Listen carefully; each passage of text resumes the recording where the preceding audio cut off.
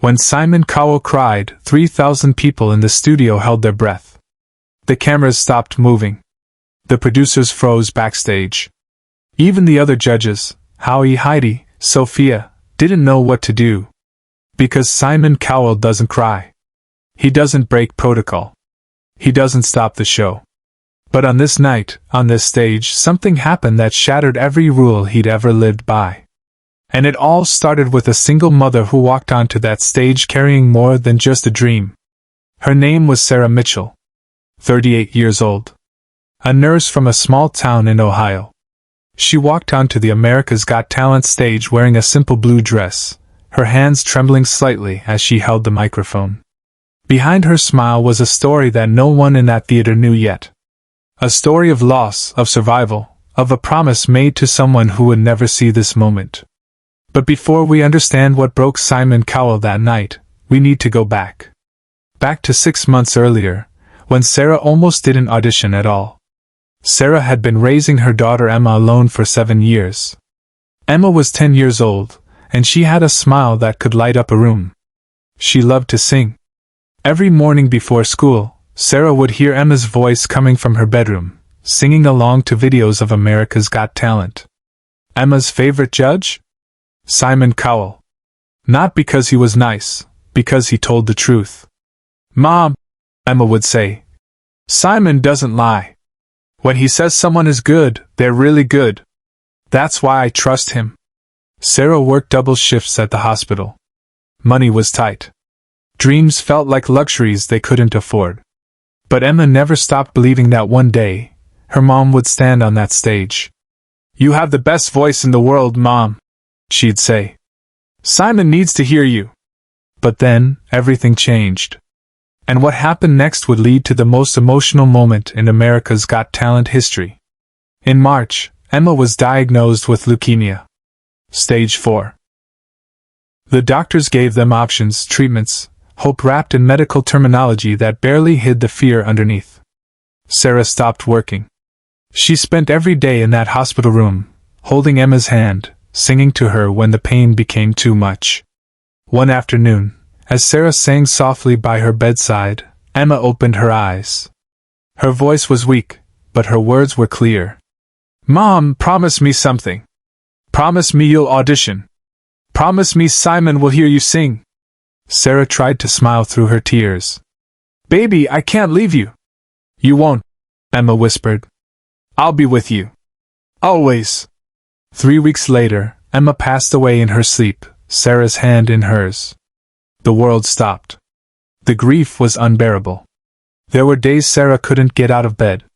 Days when breathing felt like an impossible task. But on her nightstand, next to Emma's photo, was a piece of paper.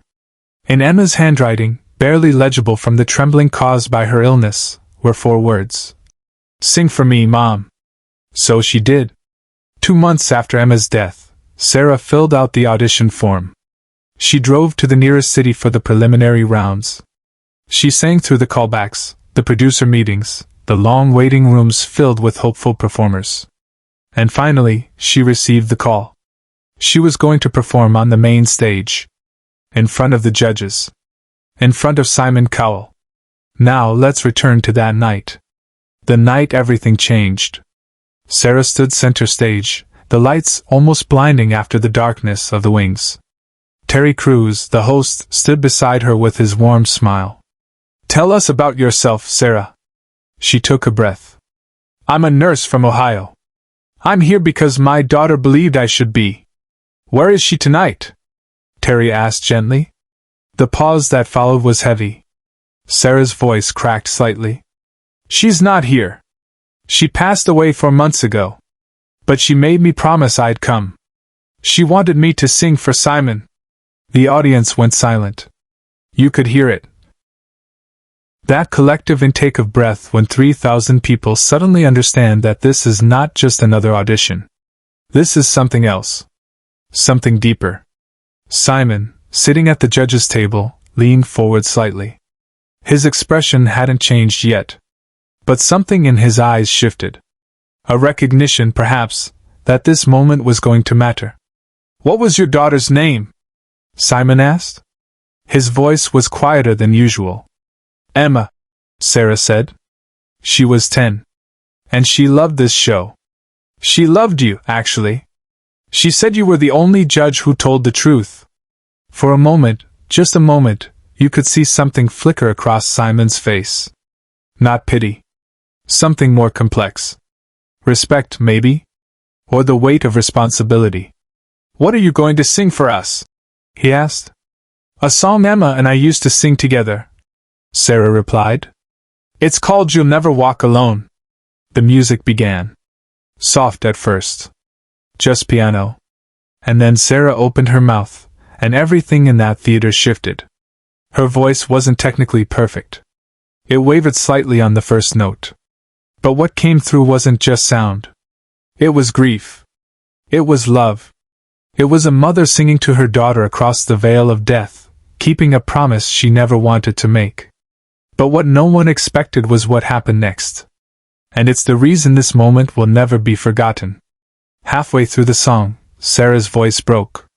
Not from a lack of skill, but from the sheer weight of emotion. She stopped singing. She stood there, center stage, tears streaming down her face, unable to continue. The audience was frozen. Howie looked down at the desk, clearly affected. Heidi had tears in her eyes. Sophia pressed her hand to her chest. And Simon?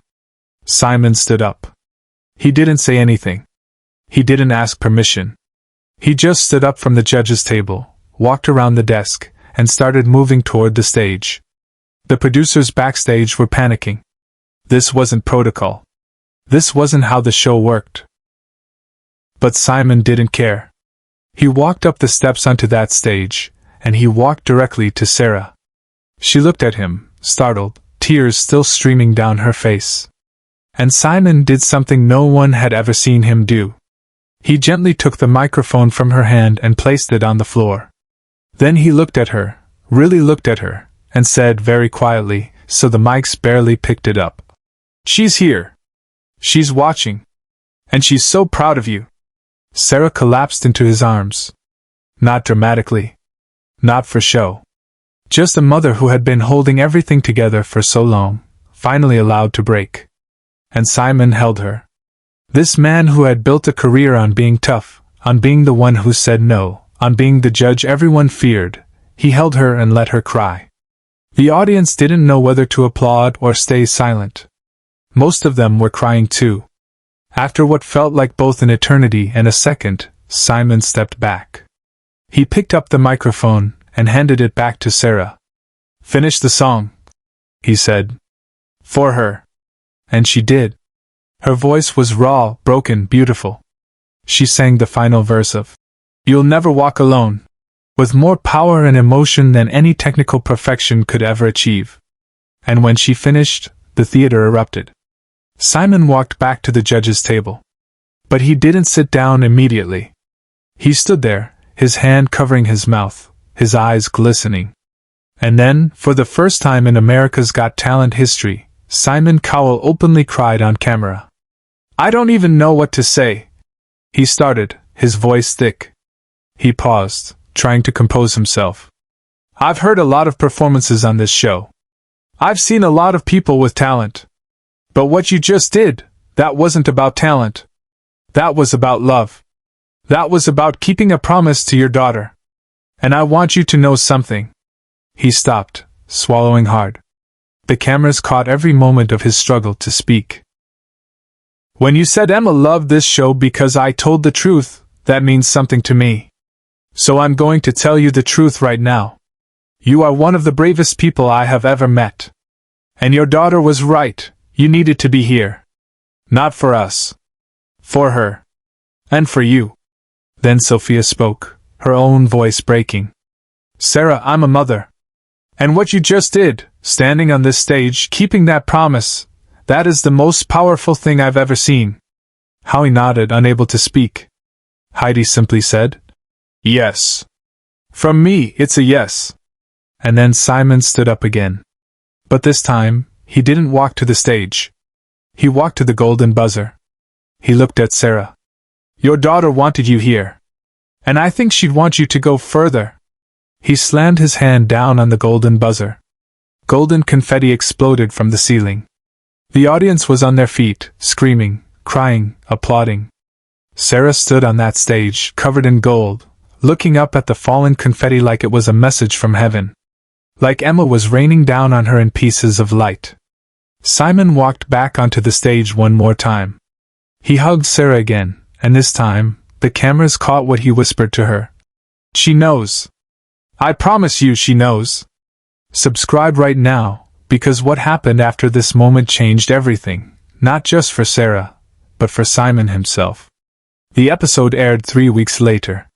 It became the most watched America's Got Talent audition in the show's history. Over 100 million views online. Thousands of comments from people sharing their own stories of loss, of grief, of promises kept to loved ones who had passed. But what most people don't know is what happened backstage that night. After the audition, after the cameras stopped rolling, Simon found Sarah in the green room. She was sitting alone, still processing everything that had just happened. He knocked softly on the door frame. "Can I come in?" he asked. She nodded, surprised. Judges didn't usually visit contestants backstage. Simon sat down across from her. For a moment, he didn't say anything. Then, "I need to tell you something. And I don't usually do this." Sarah waited. "I lost someone too," Simon said quietly. "Not a child. But someone who mattered. And for a long time, I didn't let myself feel it. I built walls. I made myself into the tough guy, the judge, the one who doesn't break. Because if I didn't feel it, it couldn't hurt me." He looked at her. "But tonight you reminded me that feeling it, letting it break you, that's not weakness. That's how we honor them. That's how we keep them alive." Sarah's eyes filled with tears again. "She would have loved meeting you. I think I would have loved meeting her too," Simon replied. Before he left, he handed her something. It was a small envelope. "Don't open it now," he said. "Open it later. When you need to remember why you're doing this." That night, alone in her hotel room, Sarah opened the envelope. Inside was a handwritten note on America's Got Talent letterhead. It read, "Your daughter gave you a gift. She gave you purpose. She gave you courage. And tonight you gave that gift to every person watching. Don't stop singing, Sarah. Not for the show. Not for the audience. Sing because it keeps her voice alive and yours. Simon." Sarah kept that note. She still has it today. But the impact of that night went far beyond one performance. Because Simon Cowell was never quite the same after that. In interviews following the episode, Simon was asked about the moment. He usually deflects emotional questions with humor, or keeps his answers brief. But when asked about Sarah, he was different. "That night changed how I see this job," he admitted. "I thought my role was to find talent. To say yes or no. To be the filter. But Sarah taught me something. Sometimes, the most important thing we can do is witness someone's pain and tell them, 'I see you. You matter. Your story matters.'" He paused. "Emma trusted me to tell the truth. And the truth is, her mother is a hero. And I'm grateful I got to be there to tell her that." The other judges noticed the change too. Howie Mandel said in a podcast interview, "After that night with Sarah, Simon was softer. Not less honest. Just more human. He started seeing the people behind the performances. That little girl reached through her mother and touched something in him that had been locked away." Sarah went on to the live shows. She didn't win the competition, but that was never the point. What she did win was far more valuable. She won her voice back. She won the ability to sing without drowning in grief. And she won the knowledge that Emma's promise had been kept. After the season ended, Sarah returned to Ohio. She went back to nursing. But now, on weekends, she sings at a local hospice. She sings for patients who are near the end. She sings for their families. And she tells them the same thing Simon told her. They're watching. They're proud. And love doesn't end just because life does. If this story moved you, share it. Subscribe to this channel. Because stories like Sarah's, stories of real people, real pain, real courage, these are the stories that remind us why we're human. And for Simon Cowell, that night on the America's Got Talent stage wasn't just another audition. It was the night he learned that the most powerful thing you can give someone isn't a golden buzzer. It's permission to be broken. It's telling them, your pain matters, your promise matters, and you are not alone. Emma made her mother promise to sing. And that promise changed everything, not just for Sarah, but for every person who watched and realized that love, even in grief, is the most beautiful song we can ever sing.